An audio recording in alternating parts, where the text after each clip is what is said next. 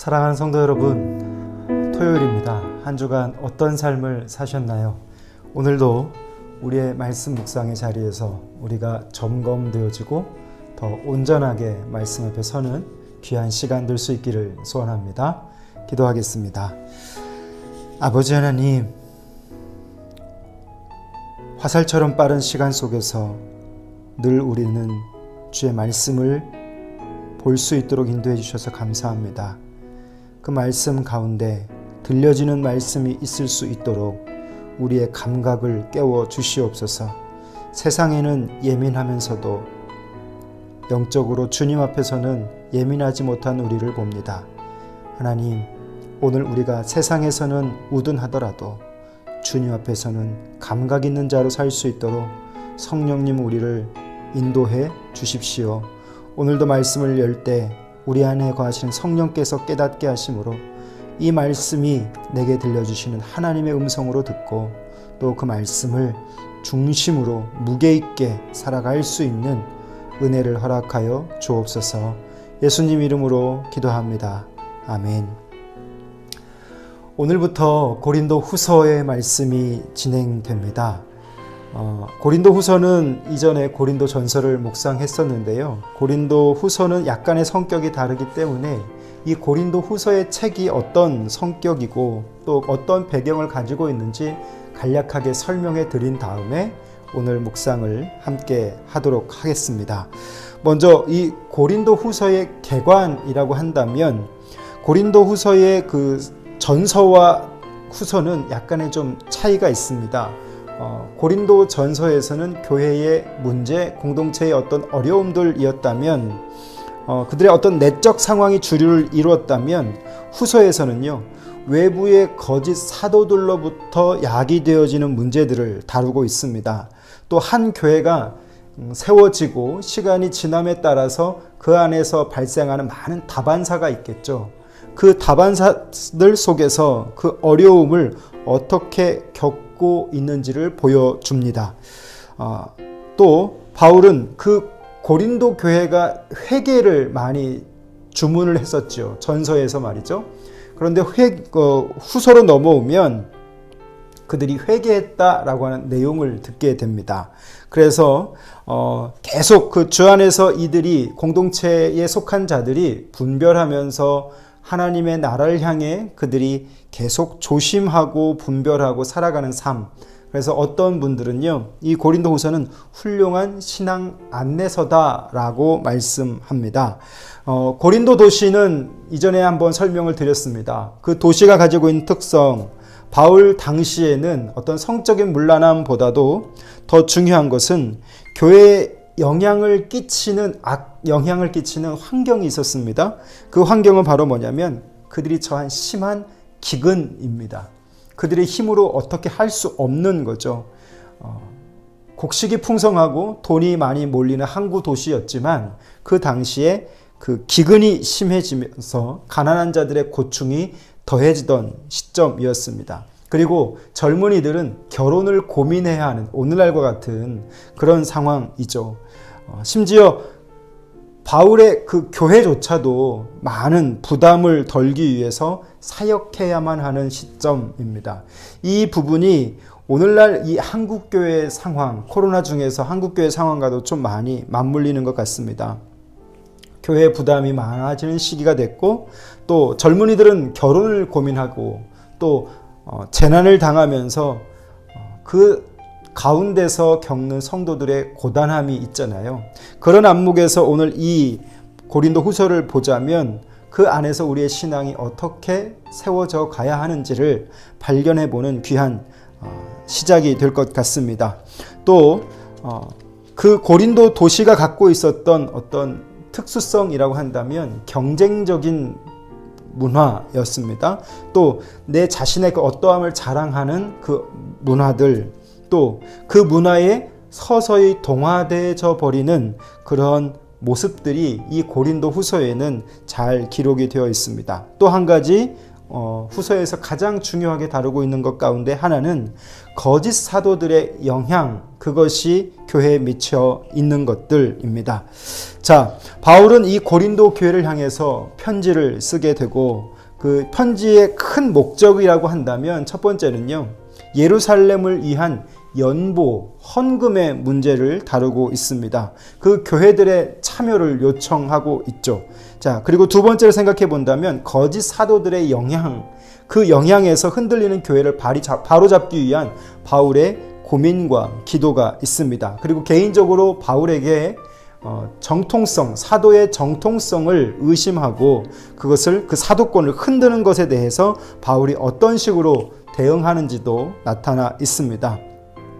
자, 오늘 이 고린도 후서에서는 참 많은 이야기들 중에 우리가 좀 중점적으로 생각해 봐야 할 것은 바울의 사도권을 가지고 논쟁을 벌일 때에 우리는 누가 참 사역자인가, 누가 참 사도인가를 생각해 봐야 할 겁니다. 사역자의 삶이 이 복음이라고 하는 그 보배를 육체에 가지고 있지만 그 사역자 또한 연약한 질그릇 안에 이 보배를 담고 있는 거죠. 그래서 그 사도를 우리가 이해하고 그 이 시대의 우리의 성도됨도 우리의 이 연약한 질그릇 안에 보화를 담고 있기 때문에 그 사역자들의 어떤 귀한 삶, 그리고 사역자들의 참 보상이 무엇인지 오늘 바울은 또 설명해 주고 있습니다. 그리고 교회는 지도자들을 어떻게 분별해야 하는지 우리의 시대 속에서도 좀 고민할 수 있는 내용이 되어지죠. 자, 이제 본문의 말씀을 보면서 이제 차근차근 우리가 정돈해 보도록, 묵상을 정리해 보도록 하겠습니다. 고린도 후서 1장 1절에서 11절인데요. 여러분 매일 성경을 펴시고 또 필기 도구를 준비하셔서 함께 읽어 나가시면서 묵상이 같이 되어지면 좋겠습니다. 고린도후서 1장 1절에서 11절입니다. 하나님의 뜻으로 말미암아 그리스도 예수의 사도된 바울과 형제 디모데는 고린도에 있는 하나님의 교회와 또 온 아가야에 있는 모든 성도에게 하나님 우리 아버지와 주 예수 그리스도로부터 은혜와 평강이 있기를 원하노라. 찬송하리로다. 그는 우리 주 예수 그리스도의 하나님이시요 자비의 아버지시요 모든 위로의 하나님이시며 우리의 모든 환난 중에 우리를 위로하사 우리로 하여금 하나님께 받는 위로로서 모든 환난 중에 있는 자들을 능히 위로하게 하시는 이시로다. 그리스도의 고난이 우리에게 넘친 것 같이 우리가 받는 위로도 그리스도로 말미암아 넘치는도다. 우리가 환난 당하는 것도 너희가 위로와 구원을 받게 하려는 것이요 우리가 위로를 받는 것도 너희가 위로를 받게 하려는 것이니 이 위로가 너희 속에 역사하여 우리가 받는 것 같은 고난을 너희도 견디게 하느니라. 너희를 위한 우리의 소망이 견고함은 너희가 고난에 참여하는 자가 된 것 같이 위로에도 그러할 줄 알미라. 형제들아, 우리가 아시아에서 당한 환난을 너희가 모르기를 원하지 아니하노니 힘에 겹도록 심한 고난을 당하여 살 소망까지 끊어지고 우리는 우리 자신이 사형 선고를 받은 줄 알았으니 이는 우리로 자기를 의지하지 말고 오직 죽은 자를 다시 살리시는 하나님만 의지하게 하심이라. 그가 이같이 큰 사망에서 우리를 건지셨고 또 건지실 것이며 이후에도 건지시기를 그에게 바라노라. 너희도 우리를 위하여 간구함으로 도우라. 이는 우리가 많은 사람의 기도로 얻은 은사로 말미암아 많은 사람이 우리를 위하여 감사하게 하려 함이라. 여러분 1절로 2절의 말씀을 보면 이 편지의 도입을 볼 수 있죠. 발신자가 있고 수신자가 있습니다. 발신자는 바울이고요. 이 함께 보내는 자가 디모데입니다. 첫 번째, 하나님의 뜻으로 말미암은 예수의 사도라고 소개하고 있죠. 고린도전서를 비롯한 여러 많은 편지들 속에서 언급된 것이지만 특별히 고린도 후서와 연관되어진 상황 속에서는 이 부분이 더 도드라지게 강조됩니다. 교회가 회개하여 갈등 상황이 해결되었습니다. 그런데 그 다음부터 또 다른 갈등이 발생합니다. 그것은 바울의 사도적 권위를 흔드는 일입니다. 그 모든 사도의 권위를 흔드는 것에 대해서 바울은 스스로 변호하고 있죠. 두 번째로 생각해 볼 수 있는 건요. 오늘 이 말씀에서 고린도 교회와 아가야에 있는 성도들에게 교회에 대한 안타까운 마음들이 기쁨으로 바뀌고 디모데를 통해서 그리고 교회를 향한 바울의 마음이 전해지고 있습니다. 그 가운데 가장 우리가 묵상의 포인트로 삼아야 될 것은 위로라고 하는 단어인데요. 신약 성경 중에 특별히 이 고린도 후서에서만 이 위로라고 하는 단어가 상당히 많이 쓰여집니다. 명사로는 8번 그리고 동사로는 9번 정도 오늘 이 부분에서 사용되어지니까 여러분도 좀 이 부분을 집중해서 보시면 좋을 것 같습니다. 1장 3절부터 11절이 속령 부분이라고 말을 하는데요. 새 언약의 사역자로 오늘 자신을 소개하고 있습니다. 자, 그리고 그 가운데 그가 당하는 많은 어려움을 겪게 되는 것을 스스로 공개하죠. 그가 아시아에서 당한 환난을 이야기합니다. 그게 바로 8절의 내용인데요. 8절은 바울이 낙담해 있었고 그 낙담한 상황 속에서 절망한 것을 심각하게 보여주고 있습니다. 바울은요, 답답한 일을 당할 때에 어떤 표정이었을까? 또 바울은 그 답답한 일을 당할 때 어떤 상태였고 그 억울함 속에서 그는 어떤 자세로 있었을까? 저는 이런 질문이 생깁니다. 오늘 바울은 자신의 그 흔들리는 모습까지도 성도들에게 공개하고 있습니다. 3절에서 5절 말씀을 보면 메시아로 인한 고난당하신 그 위로 하나님을 그렇게 말하면서 하나님의 위로가 오늘 오게 되는데, 자, 이 부분을 우리는 어떻게 이해하면 좋냐면요. 하나님의 속성을 지금 바울은 묘사하고 있습니다. 그게 3절의 내용입니다. 예수와 관계성이라고 생각해 볼 수 있는데 하나님은 예수의 아버지 곧 예수를 통해서 구원의 과정을 이루시죠. 그리고 그 예수를 통해서 이루신 그 새 언약의 관계를 예수를 통해서 또 신자들과 연결됩니다. 다시 말하면 하나님이 구원의 과정을 예수를 통해서 연결하시고 그 예수 그리스도는 또 신자들을 통하여서 구원을 이루어 가시죠. 그 모든 관계 속에서 여러분 이 관계를 잘 생각해 보셔야 되는데 하나님이 예수와 관계하시고 예수는 신자들과 관계하여서 이것의 통일성으로 오늘 하나님이 그들을 위로하시고 세워가신다라고 하는 겁니다. 4절에서 5절은 바로 이 우리의 실제 삶과 이 관계성을 연결해 가고 있는데 우리가 어려움을 당하게 되어질 때 그 어려움의 현장 속에 환경이 달라지지 않지만 소망을 가지고 그리스도인들이 그 주님을 붙잡게 되어질 때 하나님과 연결되어진 자들에게 하나님은 그 구원의 소망을 그 어려움 당한 자들에게 허락하셔서 위로를 주신다라고 하는 겁니다. 그래서 오늘 다시 정리해보면 환난에서 위로하시는 하나님이시죠. 자, 여러분 우리가 묵상할 때 늘 이 질문을 던집니다. 하나님은 오늘 이 본문에서 어떤 하나님이신가? 정리해보면 하나님은요, 하나님을 의지하게 되어질 때 그 하나님은 의지하는 자들에게 소망을 주십니다. 그 소망을 주시고 그 소망을 통해서 힘들고 어려운 위로가 필요한 삶들에게 하나님은 위로받게 하신다라고 하는 거죠. 돈이 없어서 힘들고 어려운 자들에게 돈을 줘서 소망이 주는 것이 아니라 바로 그 구원의 소망함을 주시는 하나님이 그리스도를 통하여서 그 그리스도와 연결된 자들에게 하늘의 소망을 주신다라고 하는 겁니다. 사랑하는 성도 여러분, 하나님은 오늘 위로하시는 하나님이십니다. 오늘 우리의 삶 속에도 얼마나 많은 위로 그리고 지지가 필요합니까? 여러분의 시간 또 여러분의 심령 속에서도 그런 많은 지지가 또 위로가 필요할 겁니다. 그리스도인은요, 그리스도를 위해서 그리스도를 인하여서 고난당한다라고 말합니다. 바울이 그런 어려움을 당하고 있죠. 그런데 그렇게 그리스도를 통해서 그리스도로 인해서 고난받고 있는 그가 메시아와 연결되어져서 그 부활의 생명으로 하나님은 연결된 그에게 위로하게 하시고 소망함을 그 자리에서 준다라고 하는 거죠. 세상을 향한 진정한 위로는 어떻게 오는가? 여러분, 하나님과 연결되어질 때입니다.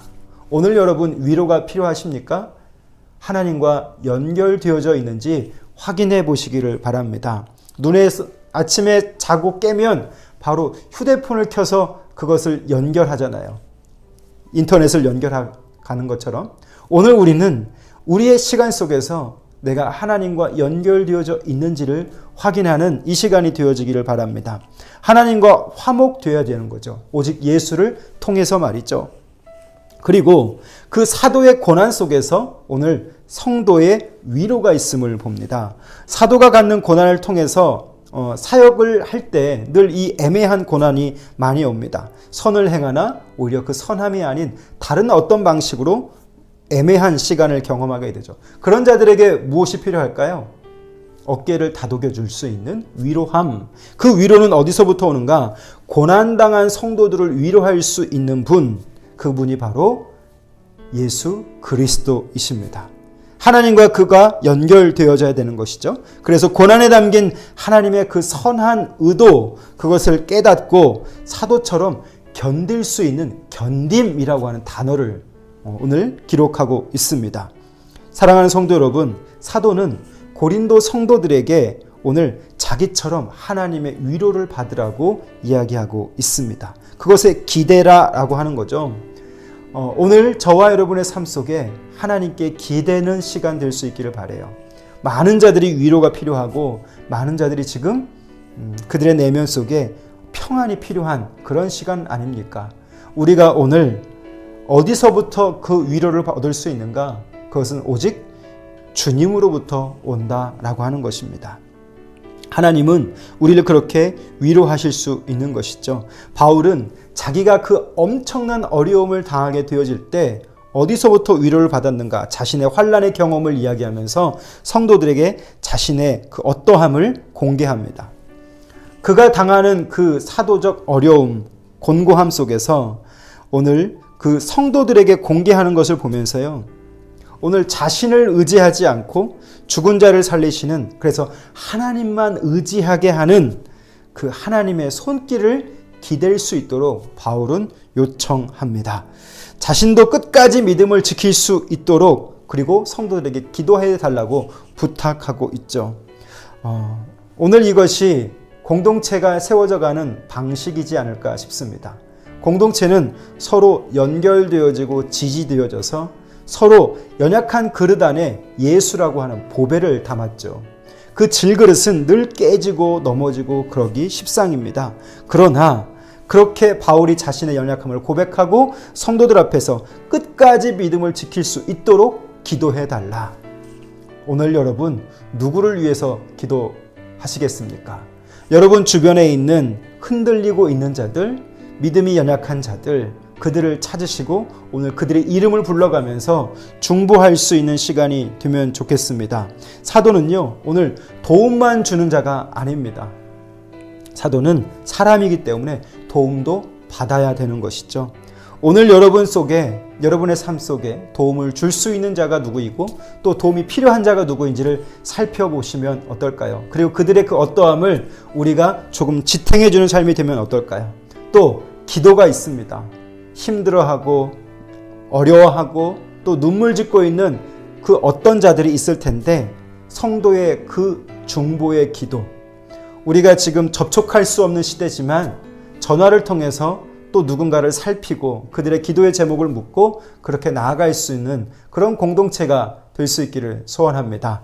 10월부터는 저도 우리 성도들을 찾아다니면서 문고리 신방이라고 하는데 우리 성도들의 각 가정에 가서 작은 선물을 준비하고 찾아갈 겁니다. 그리고 우리 성도들의 삶에 어떤 어려움이 있고 고민이 있는지, 우리 성도님들 얼굴을 본 지 너무 오래됐기 때문에 이제 그분들 얼굴 한 분 한 분 보면서 이 하반기 때 우리 성도들의 기도가 무엇인지도 듣고 또 저도 우리 성도들의 기도도 받고 함께 그런 시간으로 삼아 보려 합니다. 사랑하는 성도 여러분, 자신의 약함을 공개하면 공개할수록 우리는 함께 그 약함을 위해 기도하게 되고 또 더 하나가 되는 공동체가 될 줄 믿습니다. 바울의 연약함 속에 고린도 교인들을 향한 그 공개 그리고 기도, 그것을 통해서 바울은 더 든든히 세워져 갑니다. 사랑하는 성도 여러분, 오늘 여러분의 삶 속에 기도가 필요한 자가 누구인지 살피시고 그들을 향한 기도 있으시기를 바라고요. 또 여러분의 도움이 필요한 누군가가 있다면 기꺼이 그 도움을 줄 수 있는 실천하는 자들 될 수 있기를 소원합니다. 기도하겠습니다. 살아계신 우리 주님, 고린도후서를 묵상하면서 오늘 또 우리의 공동체를 생각해 봅니다. 이 공동체가 하나님 안에서 하나님과 연결되어져서 또 예수와 연결되어짐으로 그 신자들이 그리스도로부터 얻는 그 위로를 얻을 수 있기를 원합니다. 코로나로 인하여서 많은 공동체가 힘들어하고 어렵습니다. 또 우리 성도들이 많이 고단하고 힘이 듭니다. 우리 성도들의 위로가 필요한데 그리스도와 연결되게 하시고 그리스도와 통하게 하여 주셔서 하나님께로부터 주시는 그 위로가 오늘 우리 성도들의 삶에 가득할 수 있도록 도와주십시오. 지치고 처져 있는 어깨를 하나님 다독여 주시고 또한 말씀하여 주셔서 그들의 고단한 삶의 현장 속에 그럼에도 불구하고 믿음 지키며 주의 말씀 들으며 그 말씀을 살아낼 수 있는 힘과 용기와 은혜를 허락하여 주옵소서. 예수님 이름으로 기도합니다. 아멘. 사랑하는 성도 여러분, 위로하는 자에게 주님은 또 위로하실 줄 믿습니다. 오늘 하루 여러분 위로할 자를 찾아보시고 그들을 위로하고 격려하고 그렇게 살아보는 귀한 한 날 될 수 있기를 바랍니다. 감사합니다.